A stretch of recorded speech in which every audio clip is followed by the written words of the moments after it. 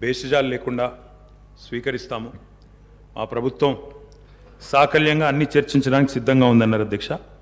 మరి హౌస్లో అధికార పక్షం ఇక్కడ ప్రధాన ప్రతిపక్షంగా ఉన్నాం. తప్పకుండా ముగ్గురు నలుగురికి అవకాశం ఇవ్వాలని ముందుగా నేను కోరుతా ఉన్నాను. మా తలసాని శ్రీనివాస్ యాదవ్ గారు రెడీగా ఉన్నారు, పల్లా రాజేశ్వర రెడ్డి గారు రెడీగా ఉన్నారు, ఇంకా చాలా సభ్యులు రెడీగా ఉన్నారు. దయచేసి అవకాశం ఇవ్వాలని నేను కోరుతా ఉన్నాను. అధ్యక్ష, మేము ఆశించింది ఒకటి అధ్యక్ష, నిన్న గవర్నర్ ప్రసంగం నుంచి, కానీ అక్కడ వారు నిన్న విన్నది ఒకటి అధ్యక్ష. గవర్నర్ ప్రసంగం పూర్తిగా అసత్యాలు, అభూత కల్పనలు, తప్పుల తడక అని చెప్పడానికి నేను బాధపడతా ఉన్నా. ఇట్లాంటి గవర్నర్ ప్రసంగం వినడానికి ఒక సభ్యుడిగా సిగ్గుపడతా ఉన్నా అధ్యక్ష. ఎందుకంటే ఇంత దారుణమైన అపసవ్యపు ప్రసంగం ఇదివరకు రాష్ట్ర శాసనసభ చరిత్రలో రెండు కూడా విని ఉండవు అధ్యక్ష.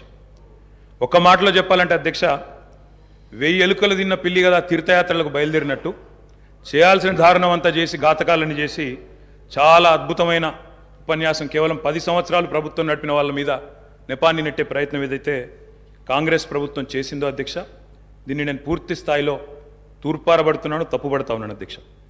అధ్యక్ష, ఈ దారుణమైన గవర్నర్ గారి ప్రసంగం చూసిన తర్వాత, గవర్నర్ గారి దారుణమైన ప్రసంగం చూసిన తర్వాత కాంగ్రెస్ పరిపాలనలో రాష్ట్ర భవిష్యత్తు రాబోయే 5 ఏళ్ళు ఎట్లా ఉండబోతుందో చాలా స్పష్టంగా నిన్న పూర్తి స్థాయిలో మాకు అర్థమైంది అధ్యక్ష, రాష్ట్ర ప్రజలకు కూడా అర్థమైందని నేను అనుకుంటా ఉన్నా అధ్యక్ష. అయినప్పటికీ వాస్తవాలు, ప్రధాన ప్రతిపక్షంగా వాస్తవాలు ప్రజల ముందు పెట్టాల్సిన బాధ్యత మా ముందు ఉంది అధ్యక్ష. కాబట్టి తప్పకుండా అవన్నీ కూడా చెప్తాను అధ్యక్ష. అధ్యక్ష, మా జగిత్యాలకు సంబంధించిన కవి గారు అలిశెట్టి ప్రభాకర్ గారు ఒక మాట అన్నారు అధ్యక్ష. ఒక నక్క, ఇది ఆయన కవితను కోట్ చేస్తున్నాను అధ్యక్ష, ఒక నక్క ప్రమాణ స్వీకారం చేసిందట ఇంకెవరిని మోసగించనండి. ఒక పులి పశ్చాత్తాపం ప్రకటించిందట తోటి జంతువుల్ని సంహరించినందుకు. అట్లా ఉంది అధ్యక్ష. ఒక మాటలో చెప్పాలంటే ఈ గవర్నర్ గారి ప్రసంగం అదే రకంగా అనిపించింది తప్ప అందులో అసత్యాలు, సత్యదూరమైన మాటలు తప్ప వాస్తవాలు మాత్రం ఒక్కటి కూడా లేదు అధ్యక్ష. అధ్యక్ష, నిన్న చాలాసార్లు ప్రస్తావన చేసినారు గత ప్రభుత్వం అంటూ. అక్కడున్నా, అక్కడ ఉన్నా, ఇక్కడ ఉన్నా, ఎక్కడ ఉన్నా అధ్యక్ష మేము ప్రజాపక్షమే. తప్పకుండా తెలంగాణకు ఎన్నటికీ స్వపక్షమే, కాంగ్రెస్ ప్రభుత్వానికి ఎన్నటికైనా విపక్షమే అధ్యక్ష. తప్పకుండా ప్రజల తరపున గొంతు విప్పుతాం. అందుకే గతంలోని వారి పరిపాలన ఎట్లా ఉందో ఒక్కసారి తప్పకుండా అద్దం చూపెట్టవలసిన బాధ్యత ప్రధాన ప్రతిపక్షంగా మా మీదనే ఉంది అధ్యక్ష. అధ్యక్ష, ఎట్లుండే అధ్యక్ష 2014 ముందు తెలంగాణ ఘనత వహించిన వీరి ప్రభుత్వంలో ఎట్లుండే అధ్యక్ష?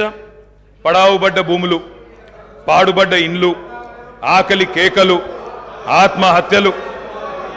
అధ్యక్ష మైక్ ఇవ్వండి అధ్యక్ష, మైక్ ఇవ్వండి అధ్యక్ష, మైక్ ఇవ్వండి. పడావుబడ్డ భూములు అధ్యక్ష, అందుకే కదా తెలంగాణ తెచ్చుకున్నది.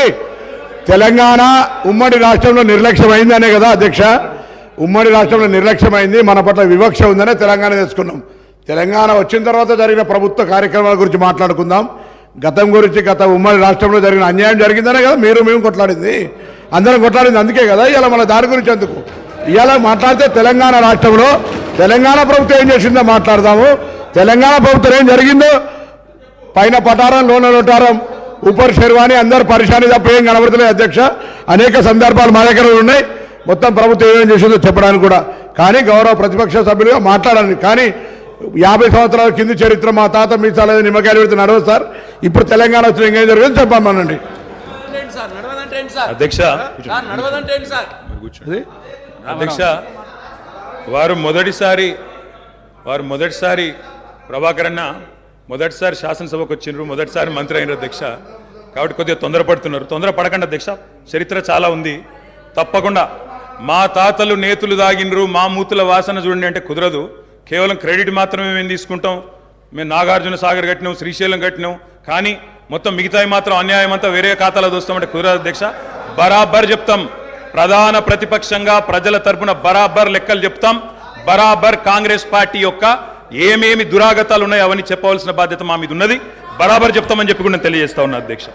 అధ్యక్ష, పడావుబడ్డ భూములు, పాడుబడ్డ ఇండ్లు, ఆకలి కేకలు, ఆత్మహత్యలు, వలసలు, కరువులు, కర్ఫ్యూలు, ఎన్కౌంటర్లు, కరెంటు కోతలు, కటిక చీకెట్లు, నెర్రలు బారిన నేలలు, నెత్తురు గారిన నేలలు. ఇదే కదా ఆనాటి మీ గొప్ప ఘనత వహించిన ప్రభుత్వంలో ఆనాడు మీరు చూపెట్టిన అద్భుతాలు ఇవే కదా అధ్యక్ష. ఒక్క మాటలో చెప్పాలంటే అధ్యక్ష, వీళ్ళ పాలనలో తాగునీటికి దిక్కు లేదు, సాగునీటికి దిక్కు లేదు, కరెంట్ అనేది అడ్రస్సే లేదు.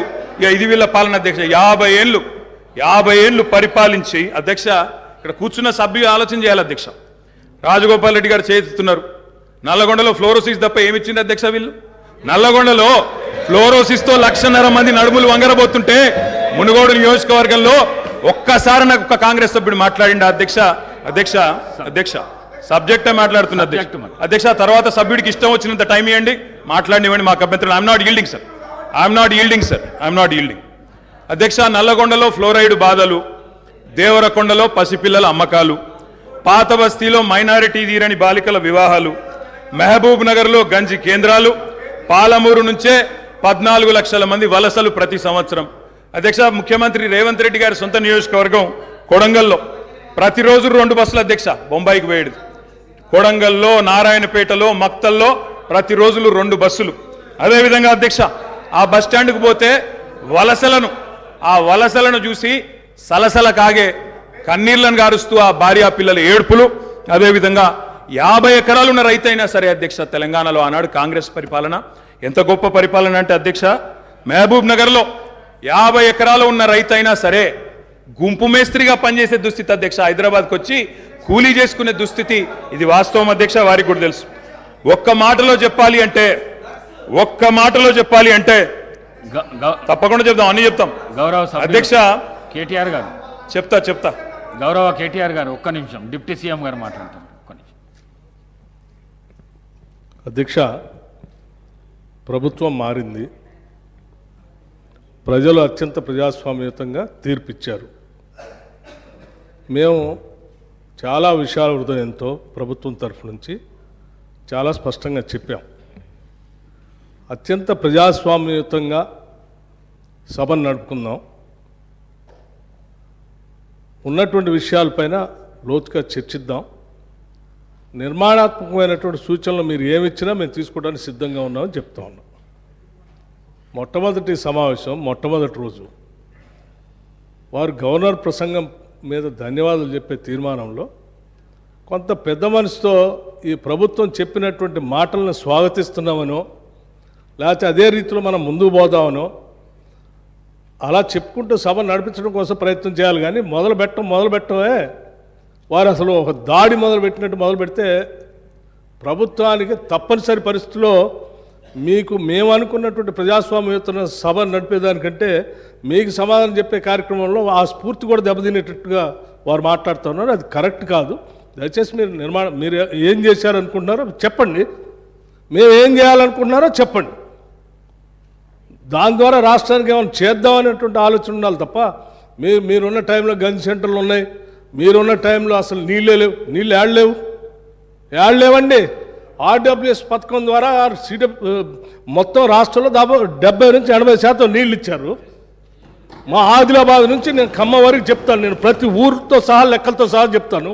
చివరి గోండుగూడెల్లో కూడా మీరు చెప్పినటువంటి ఆర్డబ్ల్యూఎస్ దాదాపు 43,000 కోట్ల రూపాయలతో ఖర్చు పెట్టారు. ఏడాది ఒక్క గ్రామంలో నీళ్ళు వస్తున్నాయండి. ఇప్పటికి కూడా ఐటీడీఏ నీళ్ళే తాగుతూ ఉన్నాం, వేసినటువంటి బోర్లు బావిలో నుంచి నీళ్లు తాగుతున్నామని చెప్తా ఉన్నారు. మళ్ళీ అదేదో పెద్ద గొప్పగా చేసినట్టు చెప్తున్నారు. మీరు వచ్చిన తర్వాతనే నల్గొండలో నీళ్ళు వచ్చినాయి, అంతకుముందు నల్గొండలో నీళ్ళు రాలేదా? ఫ్లోరోసిస్ ఎరాడికేషన్ కాలేదా? మీరు వచ్చిన తర్వాత జరిగిందా? మీకంటే ముందే జరిగింది. మీరు ఇంకా కట్టినటువంటి ఆర్డబ్ల్యూఎస్ పథకం కింద కట్టినటువంటి సంస్థల్ని, వ్యవస్థల్ని, ఆస్తుల్ని అన్నింటినీ కూడా ధ్వంసం చేసి తాళాలు వేసి పనికి రాకుండా చేశారు. వాటి మీద కూడా లెక్కలతో మేము బయటకు తీస్తాం, రివ్యూ చేస్తాం. అధ్యక్ష, దయచేసి మీరు చెప్పండి. ఎస్, మీరు 10 ఏళ్ళు పాలన చేశారు, ప్రజలు తీర్పిచ్చారు. ఈ తీర్పిచ్చినటువంటి తీర్పు ద్వారా రేపొద్దున ఇంకా భవిష్యత్తులో ఈ రాష్ట్రాన్ని ఇంకా ఎంత ముందుకు తీసుకొని పోదాం. మీరు ఏదైనా ఉంటే సూచనలు చేయండి, మేము వినటానికి సిద్ధంగా ఉన్నాం, అమలు చేయడానికి కూడా సిద్ధంగా ఉన్నాం. Thank you. గౌరవ కేటీఆర్ గారు అధ్యక్ష, సబ్జెక్టే మాట్లాడుతున్నా సార్. నేను ఆ గవర్నర్ ప్రసంగంలో ఏం చెప్పినా దానికే సమాధానం చెప్తున్నా. 10 ఏళ్ళు విధ్వంసం జరిగింది అన్నారు.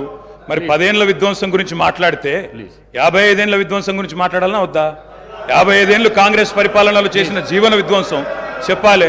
ఇప్పుడు గౌరవ సభ్యులు రామ్మోహన్ రెడ్డి గారు మాట్లాడుతూ రాజశేఖర రెడ్డి గారి పేరు తీసుకున్నారు, గత ముఖ్యమంత్రుల పేర్లు తీసుకున్నారు. పొన్నం ప్రభాకర్ గారేమో ఆంధ్రప్రదేశ్ చరిత్ర మాట్లాడొద్దంటారు.